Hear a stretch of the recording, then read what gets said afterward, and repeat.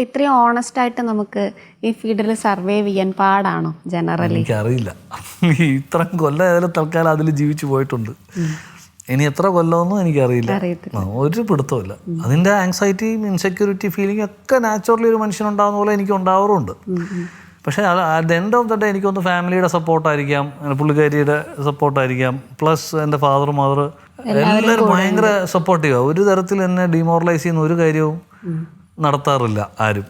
അപ്പോൾ ചിലപ്പോൾ അവരൊക്കെ പറയാം, അതിപ്പോൾ എടാ ഇത്രയും കാലം പാട്ട് കൊണ്ട് നമ്മൾ ജീവിച്ചില്ലേ, നീ ഇത്രയും അറ്റ്ലീസ്റ്റ് 10 പേർക്ക് ഇഷ്ടപ്പെടുന്ന സംഭവങ്ങൾ ചെയ്തില്ല. അല്ല അങ്ങനല്ല ഞാൻ പറഞ്ഞ അങ്ങനെയല്ല. അപ്പോൾ അതൊക്കെ ഒരു സന്തോഷം തന്നെയല്ലേ. ചേട്ടാ, എനിക്ക് അറിയാൻ വളരെ ക്യൂരിയോസിറ്റി ഉള്ളൊരു കാര്യം, എനിക്ക് തൊട്ടടുത്തുള്ള ഒരു സ്ഥലവുമായിട്ട് വളരെ ആത്മബന്ധമുള്ള ഒരാളാണല്ലോ. ഈ മുല്ലയിൽ ചൈൽഡ്ഹുഡ് വല്ലാതെ ബ്യൂട്ടിഫുൾ ആയിട്ടല്ല എക്സ്പ്രസ് ചെയ്തിട്ടുണ്ടാവും കുട്ടിക്കാലം. ഈ മ്യൂസിക്കിലേക്ക് വരുന്നതിന് ജോബ് കുര്യൻ്റെ കുട്ടിക്കാലം ഇൻഫ്ലുവൻസ് ചെയ്തിട്ടുണ്ടോ? ഒത്തിരി. അങ്ങനെ ഫാദർ തന്നെയാണ് എൻ്റെ ഏറ്റവും വലിയ റീസൺ. അച്ഛൻ, ഞങ്ങൾ ബേസിക്കലി ഒരു കർഷക കുടുംബമാണ്, പ്ലാന്റേഴ്സാണ്, കുട്ടനാട്ടുകാരാണ്. ട്രിവാൻഡ്രത്ത് നിന്ന് സെറ്റിൽ ചെയ്ത, മൈഗ്രേറ്റ് ചെയ്ത് സെറ്റിൽ ചെയ്ത ഫാമിലിയാണ്, കളപ്പുരയ്ക്കുള്ള ഫാമിലി.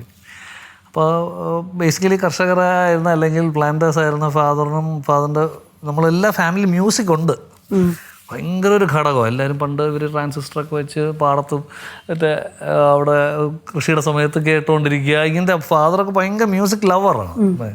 അപ്പോൾ നമ്മൾ ട്രിവാൻഡ്രത്ത് വന്ന് താമസിക്കുന്ന സമയത്ത് അപ്പം ആർക്കെങ്കിലും അടുത്ത തലമുറയ്ക്ക് ഒരു കഴിവുണ്ടെങ്കിൽ അവരെ പഠിപ്പിക്കണം, ഇങ്ങനെയൊക്കെ ഒരു വിഷൻ അവർക്കുണ്ടായിരുന്നു. അതിൻ്റെ ഭാഗ്യം, അതിൻ്റെ റിസൾട്ടാണ് വാട്ടവർ ഇപ്പം നമ്മൾ ചെയ്യുന്ന ഓരോ കാര്യവും. അപ്പം അന്ന് എൻ്റെ അച്ഛൻ അത് മനസ്സിലാക്കി ഒരു മാഷിൻ്റെ അടുത്ത് പഠിപ്പിക്കാൻ വിട്ടില്ല. സുരേന്ദ്രൻ എന്ന് പറഞ്ഞൊരു മാഷ എന്നെ പഠിപ്പിച്ചു, 2ാം ക്ലാസ്. അപ്പോൾ അന്ന് അവർ റിയലൈസ് ചെയ്ത് നമുക്ക് അങ്ങനെ ഒരു സ്കില്ലുണ്ട്. അത് എത്രത്തോളം വരുമെന്നോ പ്രൊഫഷണൽ അതൊന്നും ചിന്തിക്കുന്നൊന്നുമില്ല. നമ്മളൊരു സംഗീത പാരമ്പര്യമുള്ള കുടുംബമൊന്നുമല്ലല്ലോ. പക്ഷേ whatever talent he has got develop ചെയ്യണം എന്നൊരു വിചാരം അച്ഛനുണ്ടായിരുന്നുകൊണ്ട് ഞാൻ ആ പഠിച്ചു തുടങ്ങി. അപ്പോൾ ഉറപ്പായിട്ടും പിന്നെ കേൾപ്പിച്ചിരുന്ന മ്യൂസിക്, അദ്ദേഹം എന്നെ ഒത്തിരി എടാ ഈ പാട്ട് കേൾക്കുക, റഫി സാബിൻ്റെ ഫുൾ കളക്ഷൻ കൊണ്ടുത്തന്ന് കേൾപ്പിക്കുമായിരുന്നു, ദാസാറിൻ്റെ ഫുൾ. അങ്ങനെ നമ്മൾ പിന്നെ ഒത്തിരി പുറത്ത് ജോൺ ഡെൻവറിൻ്റെ കൺട്രി മ്യൂസിക്, ഇങ്ങനെ അങ്കിൾ വരുമ്പോൾ ഒരു കാസറ്റ് കൊടുത്തില്ല. എനിക്ക് പ്രാന്താണ് ഇങ്ങനെ മ്യൂസിക് കേൾക്കാൻ ഭയങ്കര ഇഷ്ടമാണ്. അപ്പോൾ എല്ലാവരും കാസറ്റ്സൊക്കെ ഉണ്ട്, അന്ന് കാസറ്റാണല്ലോ, എല്ലാവരും ഗിഫ്റ്റ് ചെയ്യും ഒക്കെ ചെയ്യും. അപ്പോൾ അത് ഭയങ്കര ഒരു ചൈൽഡ്ഹുഡ് മേജർ ഫാക്ടറാണ് ഓഫ് കോഴ്സ്. പിന്നെ കോളേജ് ടൈംസിലൊക്കെ ഒത്തിരി അത് ഡെവലപ്പ് ചെയ്തു. ലിസണിങ്, ഞാൻ പറഞ്ഞ ലിസണിങ് ആണ് ഡെവലപ്പ് ചെയ്തുകൊണ്ടിരുന്നത് ഓരോ പ്രാവശ്യം. ഇപ്പോൾ ഒരു പാട്ട് കേട്ട് ഇഷ്ടമുണ്ടെങ്കിൽ മാത്രമേ പാടിയിട്ട് കാര്യമുള്ളൂ. ഞാൻ അങ്ങനെ പാടാറുള്ളൂ. നമുക്കും ഇഷ്ടപ്പെടണം, അവർക്കും ഇഷ്ടപ്പെടണം, നമുക്ക് പാടാൻ പറ്റണം, ഇതെല്ലാം കൂടെയാണ്. അപ്പോൾ അങ്ങനെ വരുമ്പോൾ എണ്ണം കുറയാറുണ്ട് പാട്ടുകളുടെ. But I feel I'm doing justice to myself and to them as well. ഇപ്പം നമുക്ക് അരമനസ്സോടെ കുറച്ച് പൈസ മേടിച്ച് പോകാമെന്ന് പറഞ്ഞ് പാടിയാൽ ആ പാട്ട് ശരിയാവുകയില്ല. അത് ഇഷ്ടത്തോടെ പാടുമ്പോഴേ അത് അവർക്ക് വേണ്ടതും കിട്ടും. അത്തരത്തിലുള്ള അഡ്ജസ്റ്റ്മെന്റ്സ് ഒന്നും ചെയ്യാറില്ല. ചെറിയ പാട്ടിൽ എവിടെയെങ്കിലും നമുക്ക് റിലേറ്റ് ചെയ്യാൻ എന്തെങ്കിലും ഉണ്ടാവണം, അല്ലെങ്കിൽ ഐ ഡോണ്ട് ഡു.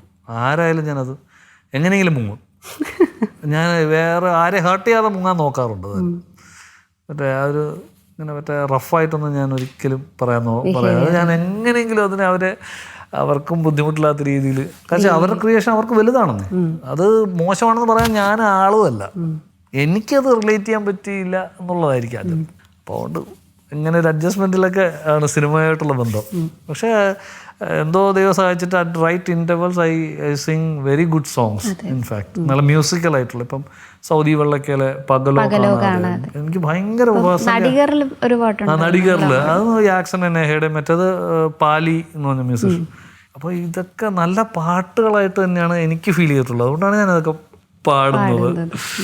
അത് എത്രത്തോളം നന്നായി എന്നുള്ളത് പ്രേക്ഷകരും അവരാണ് തീരുമാനിക്കേണ്ടത്. പക്ഷേ I can relate to such songs. അതുകൊണ്ടാണ് ഞാൻ അതിന് പോകുന്നത്. അല്ലാത്തത് ഞാൻ ഏരിയ വിടും.